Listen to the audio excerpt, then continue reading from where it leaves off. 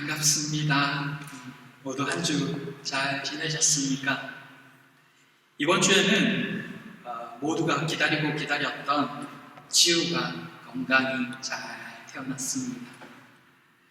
태와 산모가 모두 건강해서 감사하고 하나님께서 또 우리 교회에 새 생명을 보내주심에 또한 감사한 그런 한 주였습니다.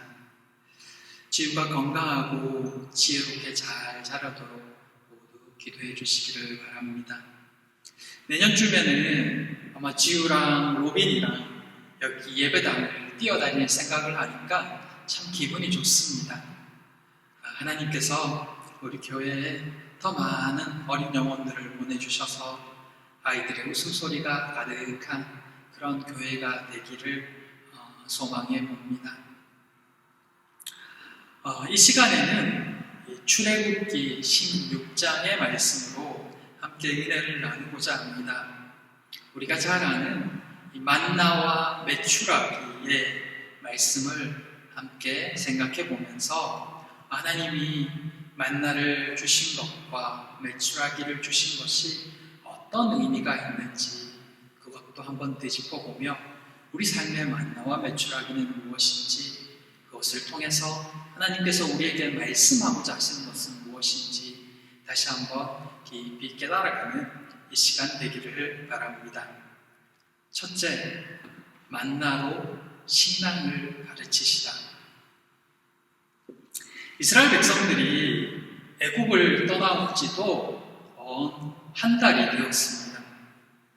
그러다 보니 이 애굽에서 급하게 챙겨 나왔던 그 양식들도 거의 바닥이 나갑니다. 하지만 한 달이 지난 지금도 앞뒤를 돌아봐도 막막한 광야밖에는 보이지 않고 양식을 구할 그런 어떤 여지도 보이지 않게 되자 백성들 가운데 이곳저곳에서 불평불만이 터져나오기 시작합니다.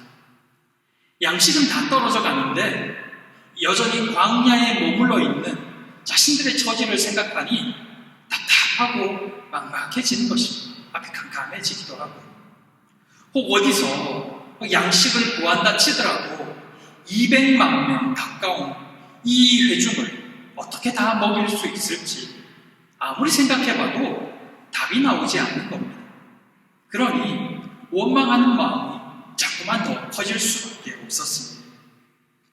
광야길도 쉽지 않은데 양식마저 떨어지니 그들은 얼마나 답답하고 초조했을까요? 우리가 그곳에 있었다면 우리는 어떻게 반응했을까? 그들의 원망 소리에 흔들리지는 않았을까? 같이 원망하지는 않았을까? 하는 그런 생각도 해보게 됩니다. 그러면서 이 본문을 보는데 문득 예전에 그 베트남에서 개척교회 할 때 상황이 떠올랐습니다. 아무에게도 이야기하지 않았던 아내와 나 둘만 아는 그런 이야기가 있습니다. 개척교회를 할 그 당시에도 하나님의 은혜로 한 달을 살았었는데 어느 달에는 이 집값을 내고 이래저래 물가금을 내고 나니 정말 집에 단 $10,000, 이 한국 돈으로 단돈 500원도 없는 겁니다. 그때 된 첫 반응은 막막하다기보다는 그저 헛웃음이 나왔습니다. 근데 사실 그때는 어떤 생각이 들었냐면 야 이게 참 재밌는 상황이네 이런 생각이 들었습니다. 왜냐하면 그때는 개척교회이기는 했지만 그래도 매달 적지만 이 사례비가 있었기 때문에 한 달만 버티면 이 사례비가 들어온다는 생각이 있었고 또 한편으로는 개척을 했는데 이런 경험도 한 번쯤 해봐야지 앞으로 사역에 도움이 될 거야 하는 그런 마음들 그리고 하나님께서 이 사실을 알고 계시다는 그 생각이 들어서 그런지 불안하지는 않았던 것 같습니다. 그때 한 달 먹을 쌀도 있었습니다.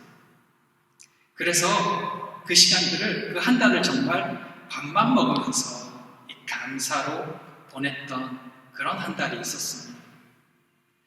근데 지금 이스라엘의 상황은 그것보다 더 심각합니다. 당장 먹을 것이 떨어져서 온 가족이 굶어야 될 상황이 왔으니 말입니다. 그러니 노예 생활하며 고생했던 그 애국도 생각이 나는 것입니다. 최소한 그곳에서는 밥은 먹었으니까 말입니다. 얼마나 힘들었으면 그때 애국이 떠올랐을까 하는 생각이 들기도 합니다. 그렇다면 그들의 문제는 무엇이었을까요? 도대체 그들의 무엇이 가장 큰 문제였을까요? 그들의 반응은 어렵고 절박한 상황에 처할 때 나타나는 일반적인 반응일 수 있지만, 그럼에도 이 이스라엘이 다른 사람들, 다른 처지와 다른 점은 이미 그들은 그와 비슷한 상황을 여러 번 겪었다는 것입니다. 그리고 그럴 때마다 도우시는 하나님을 경험했다는 것입니다. 애국에서 하나님께서 재앙을 통해서 그들을 구원해 주시는 것도 경험했고, 홍해 앞에서 그 홍해 사이로 길이 생기는 것도 경험했습니다. 그리고 마라에서 먹지 못하던 그 쓴물이 변하여 마실 수 있는 물이 되는 것도 경험했습니다. 그리고 그 후에 물이 넘치는 엘림으로 인도하시는 그 은혜도 경험했습니다.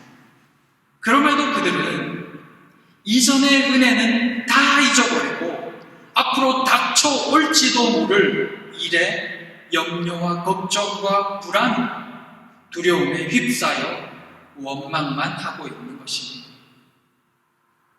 하나님께서 지금 이스라엘 백성들 가운데 양식이 떨어져 불안해하고 있는 그 상황을 다 알고 계실 텐데, 하나님께서는 왜 이스라엘 백성들이 그 지경에 이를 때까지 그대로 두고 보셨을까요?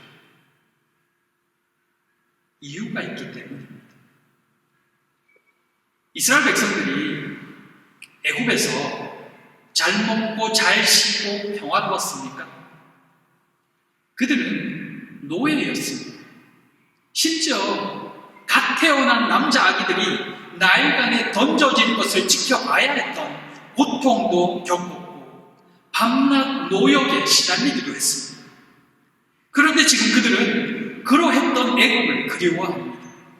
그리고 심지어 3절에 보면 이스라엘 자손이 그들에게 이르되 우리가 애굽 땅에서 고기 가마 곁에 앉아있던 때와 떡을 배불리 먹던 때에 여호와의 손에 죽었더라면 좋았을 것을 너희가 이 광야로 우리를 인도하여 내어 이 온 회중이 죽여줄게 하는도다 라고 말합니다. 어쩌다 1년에 한두 번 아마 고기 가마 곁에 앉아있을 때가 있었을 것입니다.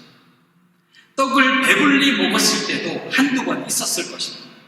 하지만 나머지 날은 고된 노동과 착취로 힘들었던 삶이었습니다.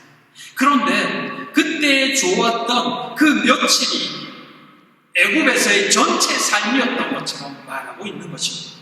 그때가 행복했다고 과장하는 것입니다. 지금의 불안한 상황들 걱정이 될 수 있을 것입니다. 두려우니까요.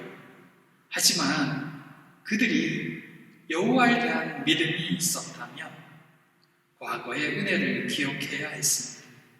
하나님께서 그들을 어떻게 살리셨는지 떠올렸어야 했습니다. 그런데 그들은 여전히 원망만 하고 있는 것입니다. 그것이 지금 그들의 상태였습니다. 좋을 때는 하나님의 은혜를 찬양하고 좋아 죽지만 공경에 처했을 때 그들의 모습은 여전히 옛 모습을 버리지 못한 옛사람의 모습, 노예 때 생각에 머물러 있었던 것입니다. 그것이 고통 중에 고스란히 그대로 다 드러난 것입니다. 그들은 아직 하나님을 온전히 의지하는 신앙인이 되지 못했습니다. 그럼에도 그렇게 원망하고 불평하는 그들에게 하나님께서 양식을 비같이 주시는 이유가 무엇일까요? 그들의 연약한 상태를 잘 아시기 때문입니다. 그리고 그런 그들마저도 사랑하시며 그들을 믿음의 자녀로 양육하기 원하시기 때문입니다.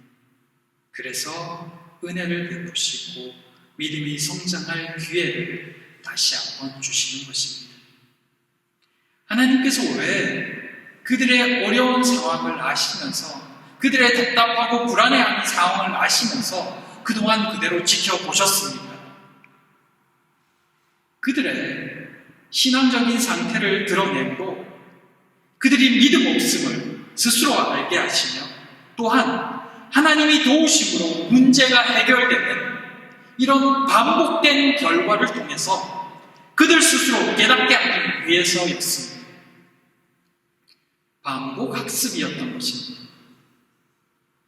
4절에 그때 여호와께서 모세에게 이르시되 보라 내가 너희를 위하여 하늘에서 양식을 비같이 내리리니 백성이 나가서 일용할 것을 날마다 거둘 것이라. 이같이 하여 그들이 내 율법을 준행하나 아니하나 내가 시험하리라. 하나님께서 이스라엘에게 양식을 비같이 주시는데 그 양식의 유효기간은 딱 하루였습니다. 17절에 이스라엘 자손이 그같이 하였더니 거둔 것이 많기도 하고 적기도 하나 오멜로 되어본즉 많이 거둔 자도 나눔이 없고 적게 거둔 자도 부족함이 없이 각 사람은 먹을 만큼만 거두었더라. 많이 거둔 것 같은데 나중에 돌아보니 한 오멜이었고 적게 거둔 것 같은데 확인해보면 그건 역시 한 오멜이었던 것이고 그리고 다음날 아침이 되면 어김없이 그 남은 것은 다 벌레가 먹고 냄새가 났습니다. 또 6째 날에는 갑절의 오매를 걷게 하셨습니다. 안식일에는 거두러 나가지 않게 하기 위해서 말입니다. 그런데 신기하게도 그렇게 2배로 거둔 만나는 다음 날에도 멀쩡했습니다. 늘 그렇듯 이 말씀을 지키지 않는 사람들이 있었습니다. 그래서 그날 다 먹고 남기지 말라고 말씀하셨음에도 남기는 자들이 있었습니다. 6째 날에는 2배를 거두고 안식일에는 나가지 말라고 그렇게 말했는데도 안식일에 나가는 자들도 있었습니다. 여호와의 말씀을 믿지 않고 헛수고하는 자들도 있었던 것입니다. 그런데 그런 자들도 얼마 지난 후에는 말씀대로 다 따릅니다. 그날에 먹을 것을 다음 날에 남기지 않습니다. 6째 날에 2배로 거두고는 안식일에 거두러 나가지 않습니다. 왜 그랬을까요? 왜냐하면 그렇게 해봐야 얻는 것이 없다는 것을 몸소 체험했고 깨달았기 때문입니다. 바로 반복된 그 학습의 효과였습니다. 반복된 가르침이 몸에 배웠던 것입니다. 그래서 이후로 40년을 광야에서 살아가는 동안 만나의 말씀을 어긴 적은 없었습니다. 이스라엘이 다른 것은 다 어겨도 이 만나의 교훈만은 철저히 따랐던 것입니다. 직접 경험했기 때문에 그것이 진리라는 사실이라는 것을 그 말씀만 온전히 믿었던 것입니다. 하나님께서 그들에게 이 양식이 다 떨어져 감을 아시면서도 그들의 반응을 지켜보신 이유는 그들이 이 절박한 상황을 통해서 하나님만이 문제를 해결할 수 있는 분임을 온전히 인정하고 믿기를 바라셨기 때문이었습니다. 그들의 힘으로 감당할 수 없는 상황에 처했을 때 원망할 수 있지만 그러나 결국은 하나님께만 해결책이 있음을 알고 하나님께로 더 가까이 나아오기를 하나님을 의지하는 믿음을 가지게 되기를 원하셨던 것이었습니다. 그래서 그들이 만나를 주시면서 하시는 말씀을 지키지 않는 자도 있었지만 그래도 끊임없이 만나를 주심으로 스스로 깨닫게 하신 것입니다. 결국 이스라엘도 하루를 지나서는 또 안식일에는 만나를 얻을 수 없음을 반복적으로 경험하면서 그 말씀을 지킬 수 있게 되었습니다. 어떻게 보면 말씀을 지키지 않을 수 없는 상황을 강제적으로 만드신 것이죠. 그래서 그들은 40년 동안 이 하나님의 말씀을 지키며 살 수 있었습니다. 이것이 하나님께서 그들을 광야로 통과하게 하신 진짜 목적이었습니다. 만나를 통해 주신 교훈은 단순히 매일 나가서 만나를 거두어 먹으라가 전부가 아니라 이 만나를 통해서 날마다 하나님만을 의지하는 훈련이 되도록 하셨던 것입니다. 만나를 통한 이 반복 훈련을 통해서 그들이 어려울 때 누가 도와주시는지를 기억하며 그 순간에도 하나님만을 의지하며 말씀을 따라야 살 수 있음을 매일매일 만나를 거두는 이 행위를 통해서 기억하고 또 되새기기를 바라셨던 것입니다. 매일 만나를 주시는 이 은혜는 이스라엘 사람들을 믿음의 사람으로 훈련시키는 양육의 과정이었던 것입니다.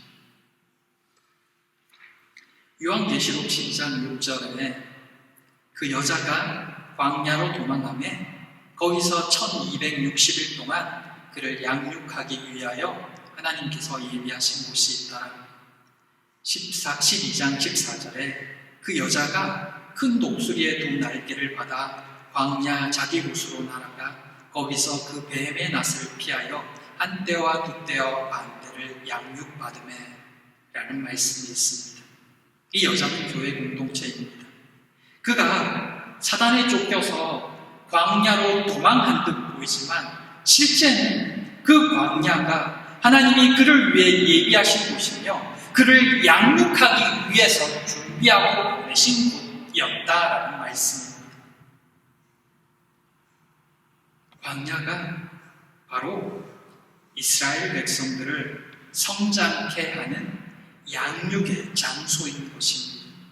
그리고 매일 만나를 거두는 이 모습이 반복 학습을 통한 양육의 한 과정이었던 것입니다. 그것을 통해 이스라엘 백성들이 매일매일 도우시는 여호와를 기억하며 믿음을 가지고 여호와만을 더 의지하고 그렇게 살 수 있도록 하나님은 바라셨고 원하셨던 것입니다.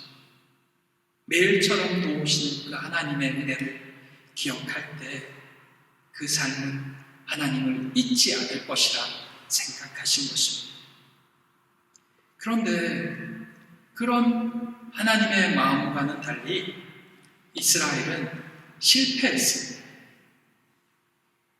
매일 하늘에서 주시는 양식을 구하러 나아갔고 매일 불기둥과 구름기둥을 보고 따랐음에도 그들은 왜 믿음에 실패했으며 결국 광야에서 그 사막에서 다 죽었어야 했을까요? 그렇게 매일매일 하나님을 의지하는 훈련을 했음에도 불구하고 실패했던 이유가 어디에 있었을까요? 은혜에 대한 무감각함 그리고 분리된 신앙생활 때문입니다. 이것을 우리가 기억해 두어야 합니다. 은혜도 하나님이 주시는 은혜도 반복해서 주시면 당연한 것처럼 느끼는 것입니다. 당연해지면 그 속에서 감사가 사라집니다. 그 후에는 더 큰 것만을 요구하게 되어 있습니다. 우리 속담에 이런 말이 있습니다. 은혜는 바위에 새기고 원수는 물에 새기라는 말씀 말입니다. 참 좋은 속담인데 의외로 반대로 살아가는 사람이 많음을 봅니다. 은혜는 물에 새기고 원수는 바위에 새겨서 평생 원수 갚을 일에 몰두하거나 혹은 그럴 힘이 없으면 평생 원망하면서 인생을 허비하는 것입니다. 그런데 이 속담은 우리의 신앙에 있어서도 굉장히 중요한 깨달음을 줍니다. 하나님의 은혜를 바위에 우리 마음 깊은 곳에 새기라는 것입니다. 그러면 그 삶에 감사와 행복이 넘칩니다. 그러나 그 반대가 되어버리면 그 역시 원망과 불평과 불만으로 살게 되는 것입니다. 이스라엘이 그러했습니다. 그들은 이 하나님의 은혜를 물에 새겼습니다.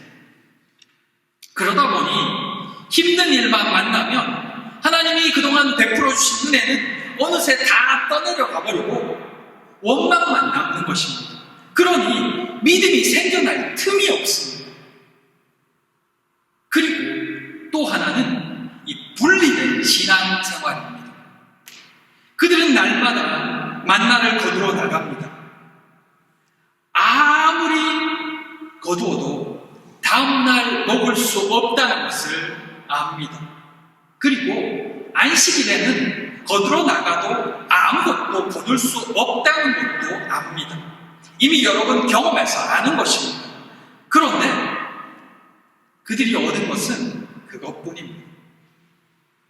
그것은 만나를 거두러 나갈 때만 적용되는 깨달음과 믿음일 뿐 다른 부분에 있어서는 그것이 그대로 적용이 되지 않는 것입니다. 예전에 만났던 어떤 분이 이런 말을 하더군요. 그분은 목회자에게 함부로 해서는 안 된다는 것을 자기는 알고 있다고 그렇게 말했어요. 외인관이 자기가 예전에 어떤 목회자에게 함부로 대하는 어떤 사람을 봤는데 그 사람의 결국이 정말 좋지 않았던 것을 보았다는 것입니다. 그래서 자신은 목회자에게 함부로 해서는 안 된다는 것을 알고 있다는 것입니다. 그런데 믿음 생활은 잘 안 합니다. 하나님에 대해서도 별로 믿음이 없습니다. 안타까운 일이죠. 그분이 정말 목회자에게 함부로 해서는 안 된다는 것을 경험으로 알았다면 그는 분명히 하나님이 살아계시다는 것을 믿어야 했습니다. 목회자의 권위를 세우신 분이 하나님이시니까요. 8절에 모세가 또 이르되 여호와께서 저녁에는 너희에게 고기를 주어 먹이시고 아침에는 떡으로 배불리시니 이는 여호와께서 자기를 향하여 너희가 원망하는 소리를 들으셨습니다. 우리가 누구냐? 너희의 원망은 우리를 향하여 함이 아니요 여호와를 향하여 함이다. 이스라엘이 모세와 아론을 원망하지만 실제 그 원망은 하나님을 향한 원망이라는 것입니다. 목회자의 권위는 하나님이 세우시죠. 하나님께서 목사의 권위를 세우시기에 목회자에게 함부로 하는 것은 곧 하나님을 무시하는 행위가 되긴 합니다. 그렇기 때문에 목회자가 하나님 앞에 서 있는 한 존중받는 것입니다. 그러나 하나님을 존중하지 않는 목회자는 더 이상 하나님이 주신 권위가 있을 수 없습니다. 그는 그저 한 사람의 사람일 뿐입니다. 그러므로 무조건 목회자에게 잘해야 한다가 아니라 하나님의 권위를 두려워하며 하나님께 나아가는 것이 맞다는 것입니다. 목회자는 그저 쓰임받는 종이기 때문입니다. 그 종을 쓰시는 분이 하나님이시기 때문입니다. 그러니 하나님을 믿어야죠. 그런데 목회자에 대해서는 그렇게 생각하면서 정작 하나님, 신앙생활에 대해서는 별로 관심이 없다는 것이 모순인 것입니다. 그것이 바로 분리된 왜곡된 신앙인 것입니다. 이스라엘은 만나를 거둘 때 하나님의 말씀하신 대로 해야 한다는 것을 잘 알고 있습니다. 그렇다면 매일처럼 200만에 가까운 그들에게 양식을 주시는 그 전능하신 하나님께서 그들의 삶을 돌보고 계신다는 것도 온전히 믿어야 했습니다. 그러나 그들은 만나와 매일 눈에 보이는 구름 기둥과 불 기둥을 앞에 두고도 어떤 어려움이 생기면 믿음을 보이기보다는 원망부터 하곤 합니다. 그것도 여호와께가 아니라 모세와 아론에게 말입니다. 그것이 분리된 신앙이자 왜곡된 믿음입니다. 우리는 어떨까요? 많은 이들이 헌금 생활합니다. 11조 생활합니다. 그런데 말씀대로 될 것이라는 믿음이 없을 때가 많습니다. 같이 기도하고 부르짖음에도 그 기도를 하나님이 듣고 계시다는 것과 응답하신다는 것에 대해서는 확신을 가지지 못할 때가 있습니다. 하나님께서 우리를 구원해 주셨다라고 믿으면서도 어려운 문제 앞에서는 하나님께 온전히 맡기지 못하는 모습도 있습니다. 여호와께서 창조주여 생명의 주인이라고 하면서도 자식의 일, 교육 앞에서는 세상의 지식이 먼저일 때도 많습니다. 그것은 바로 이 광야 40년 동안 훈련된 것은 만나 구하러 가는 것과 불기둥 구름기둥이 움직이면 따라야 한다는 것밖에는 없는 이 이스라엘의 모습과 그 믿음과 별반 다르지 않는 모습.